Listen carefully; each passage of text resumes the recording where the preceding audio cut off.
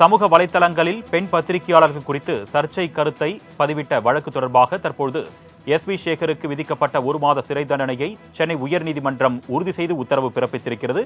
அண்மை செய்தியாக பார்த்துக் கொண்டிருக்கிறோம். இது குறித்த கூடுதல் விவரங்களை செய்தியாளர் கிருஷ்ணமூர்த்தி வழங்க நாம் கேட்கலாம். வணக்கம் கிருஷ்ணமூர்த்தி, இந்த வழக்கு தொடர்பான கூடுதல் விவரங்கள்.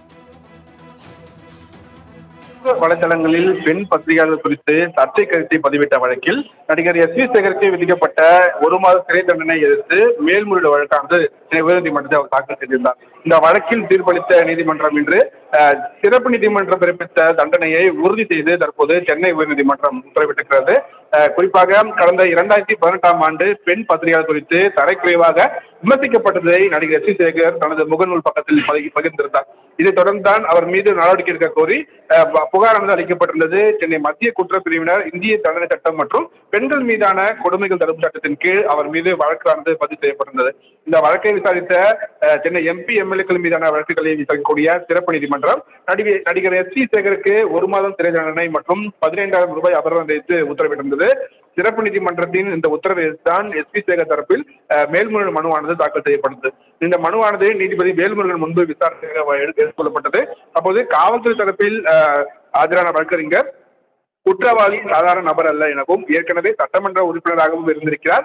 கல்வி அறிவு பெற்றவர் ஒரு தவறான கருத்துக்களை பதிவிடும் மூலமாக என்ன விளைவுகள் ஏற்படும் என்பதையும் அவருக்கு நன்றாக தெரியும் என்றும் தவறுதலாக நடைபெற்றது என்று குற்றவாளியின் வாதத்தை ஏற்க முடியாது. இது தனிப்பட்ட ஒரு பெண்ணுக்கு எதிரானது அல்ல என்றும் ஒட்டுமொத்த பெண் பத்திரிகைகளுக்கும் பாதிப்பு ஏற்படுத்தும் வகையில் தான் அவருடைய இந்த பதிவு அமைந்திருப்பதாக காவல்துறை தரப்பில் விளக்கம் அளிக்கப்பட்டிருக்கிறது.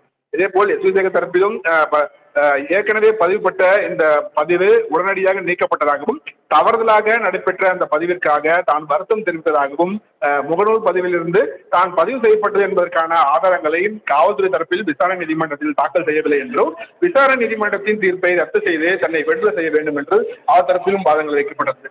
இவ்வாறாக அனைத்து தரப்பு வாதங்களும் நடைபெற்ற நிலையில் வழக்கின் தீர்ப்பை நீதிபதி தேதி குறிப்பிடாமல் தள்ளி வைத்திருந்தார். இதனிடையில் இந்த வழக்கை இன்று தீர்ப்பளித்த நீதிபதி வேல்முருகன் சமூக வலைதளங்களில் பெண் பத்திரிகைகள் குறித்து சர்ச்சை கருத்தை பதிவிட்ட வழக்கில் பாஜகவை சேர்ந்த நடிகர் எஸ்.வி. சேகருக்கு விதிக்கப்பட்ட அந்த 1 மாத சிறை தண்டனையை உறுதி செய்து தற்போது சென்னை உயர்நீதிமன்ற நீதிபதி வேல்முருகன் உத்தரவிட்டிருக்கிறார்.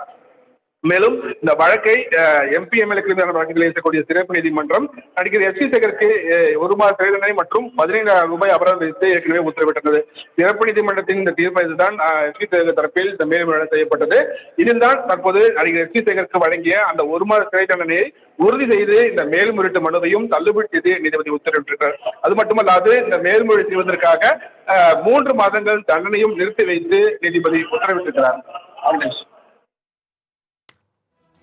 உங்களுடைய விரிவான தகவல்களுக்கு நன்றி கிருஷ்ணமூர்த்தி.